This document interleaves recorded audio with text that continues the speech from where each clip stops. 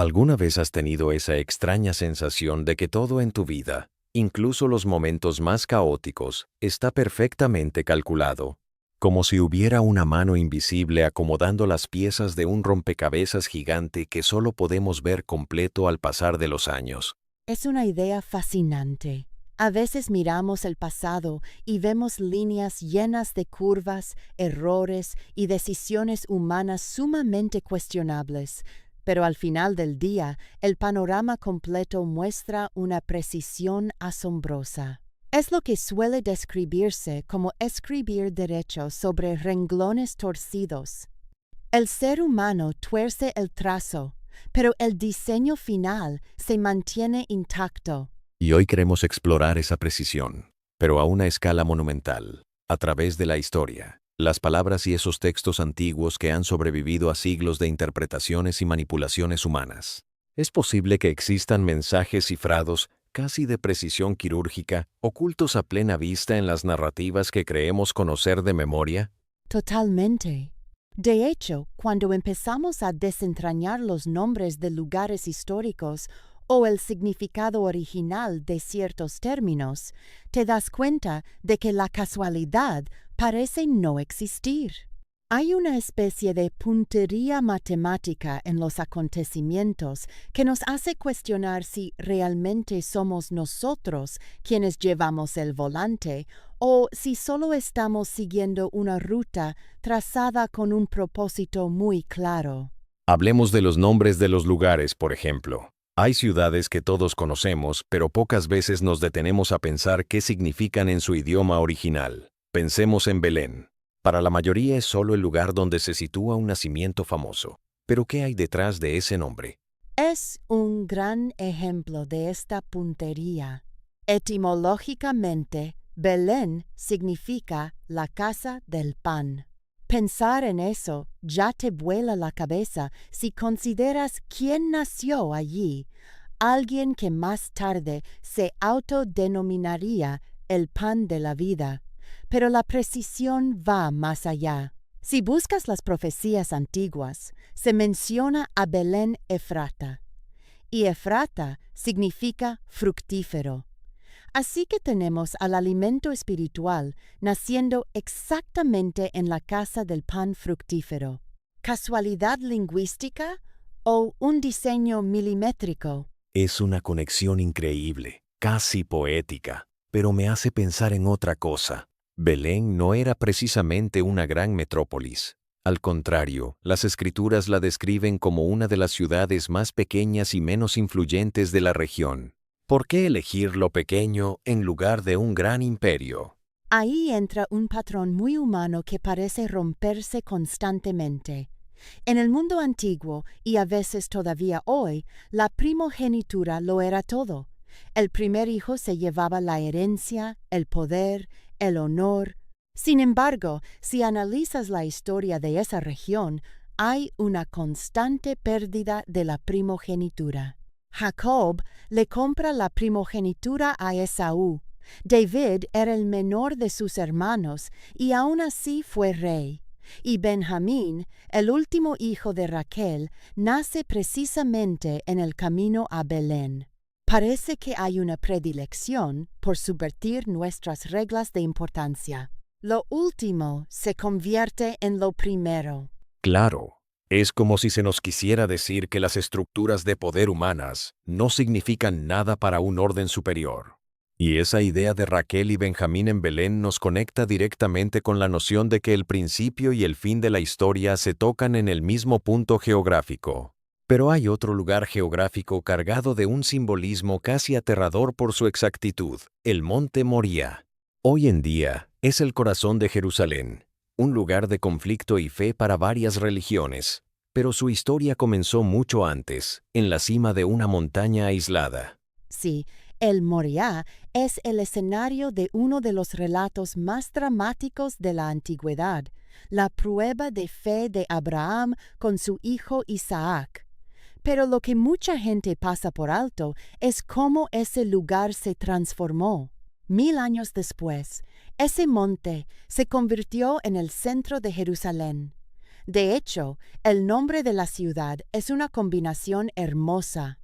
Sem, el hijo de Noé, llamó a la región Shalem, que significa paz o perfección. Y Abraham, tras el suceso con su hijo, llamó al lugar Yireh, que significa Él proveerá. Al unir ambos conceptos, surge Yireh, Shalem, Jerusalén, el lugar donde se provee la paz. Y la puntería de la que hablamos se vuelve casi física cuando nos damos cuenta de que en ese mismo monte donde a Abraham se le ordenó detener el sacrificio de su hijo porque un carnero ocuparía su lugar, siglos después, ocurre otra crucifixión histórica. Es exactamente el mismo punto geográfico. El carnero que salvó a Isaac en el Moriah fue solo un anticipo de lo que ocurriría en esa misma colina más adelante. Es una simetría histórica que te deja sin aliento. Si esto fuera una novela de ficción, diríamos que el autor es un genio del suspenso y de la estructura dramática. Pero estamos hablando de la historia real de la humanidad. Es que es inevitable preguntarse si la historia humana es realmente un caos de decisiones libres o si estamos participando en una obra de teatro perfectamente ensayada donde cada escenario ya ha sido predeterminado. ¿No te parece que esa precisión a veces desafía nuestra propia lógica? Esa es la gran pregunta filosófica. Y fíjate que incluso en los momentos que parecen de mayor desesperación y aparente fracaso, la estructura sigue ahí. Piensa en las famosas palabras de angustia en la cruz. Dios mío, ¿por qué me has abandonado? Muchas personas ven ahí una muestra de debilidad o de pérdida de fe, una duda sobre la divinidad. Claro, suena como el grito de alguien que se siente completamente desamparado y derrotado. Si eres Dios, ¿cómo puedes sentirte abandonado por ti mismo?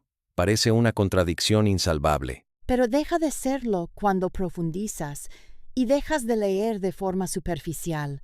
En la tradición de la época, cuando alguien quería citar un texto largo y no tenía el tiempo o la fuerza física para hacerlo completo, simplemente recitaba el primer verso. Jesús, al borde de la muerte física, comenzó a recitar el Salmo 22. Espera, ¿el Salmo 22? ¿Qué dice exactamente ese salmo? Describe con una precisión espeluznante, escrita siglos antes, lo que estaba ocurriendo en ese preciso instante. Habla de hombres que se burlan meneando la cabeza, de manos y pies horadados, de la sed extrema que pega la lengua al paladar, e incluso del detalle de que se repartirían sus vestidos echando suertes sobre su ropa. Al pronunciar esa primera línea, no estaba expresando duda.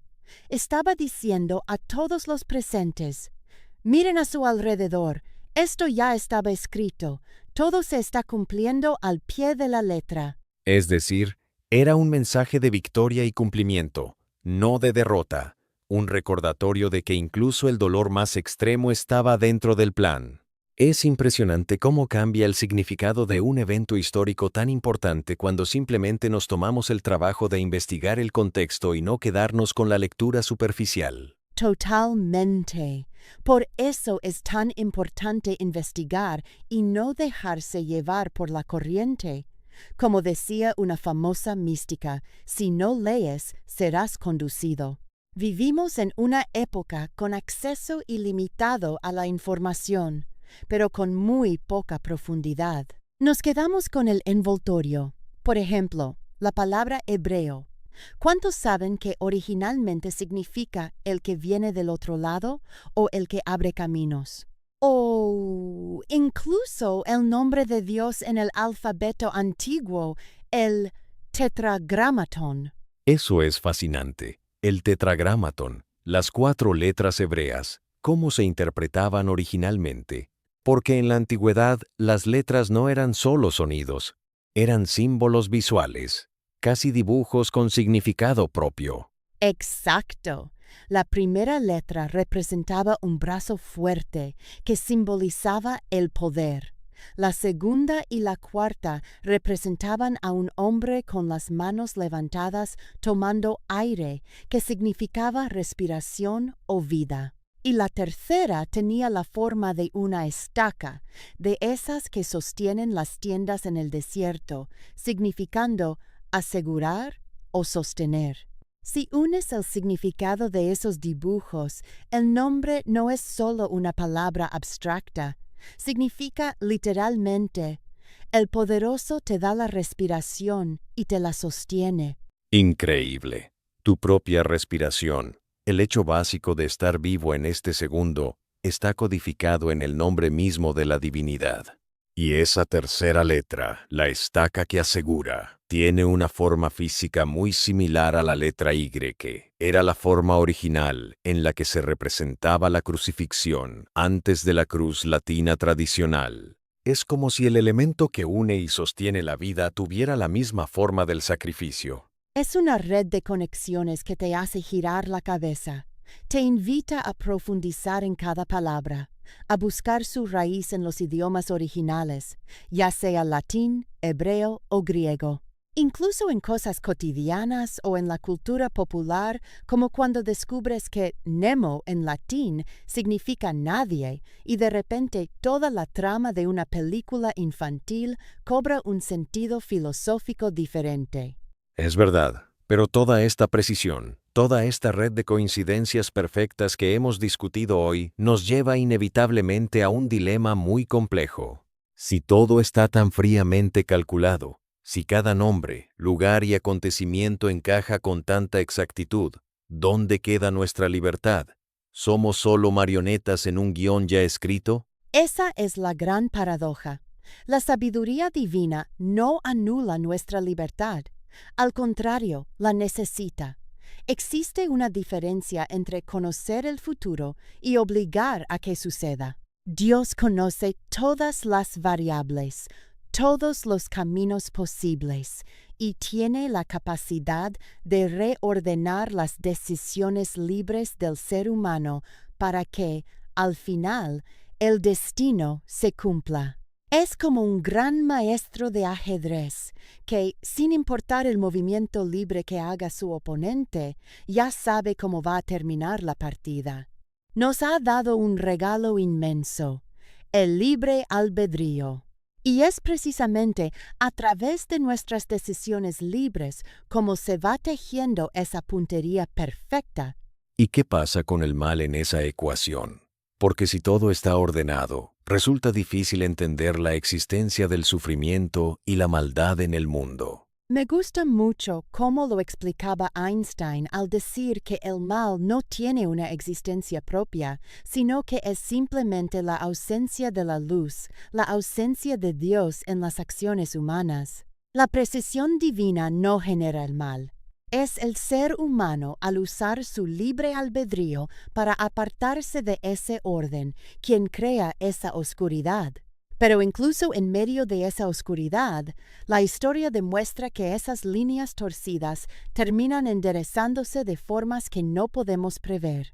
Al final, parece que la invitación de todo esto es a no ser meros espectadores pasivos de nuestra propia existencia, a investigar, a cuestionar, a profundizar en lo que nos rodea y a no aceptar respuestas fáciles ni discursos masticados. La verdad está ahí, oculta en los detalles más pequeños, esperando a ser descubierta por quien decida tomar las riendas y leer para conducir, en lugar de dejarse llevar. Así es. La decisión de buscar ese orden, de creer en esa puntería perfecta o de atribuirlo todo a una gigantesca y absurda casualidad, está, al final del día, en las manos de cada uno de nosotros.